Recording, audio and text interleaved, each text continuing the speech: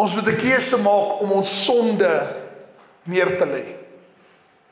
Ons moet 'n keuse maak. Meen dat jy gaan perfek wees? Meen dat jy gaan perfek wees?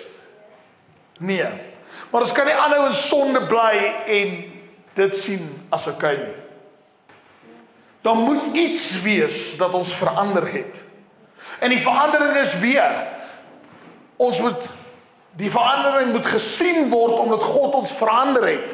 Ons moet nie verander sodat mense moet sien dat ons verander het nie. Maak dit sin? Dit moet die regte wy om wees. Baie keer in ons lewe, dis nie iets wat geproduce word nie. Jy plant nie, as hierdie 'n saad is van 'n appel, as ek hom plant, kry ek 'n appel. En dan daai appel het weer saad, sodat jy op 'n ander plek 'n boom gaan bring. Maar dit versterk nie daai boom nie.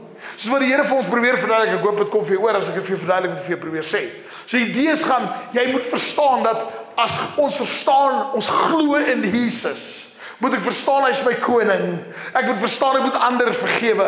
Ek moet verstaan dat ek in nederigheid moet lewe. Ek moet verstaan dat ek vry is. Ek moet verstaan dat ek in nederigheid moet lewe want hy is koning van my lewe.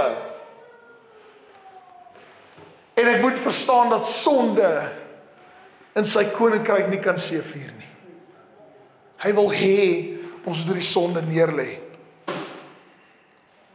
Soos in Handelinge 3 vers 19, hy sê, bekeer julle dan, en bekeer julle tot God, sodat julle sondes uitgewis kan word. Die Here sê, bekeer julle, wat beteken bekeer?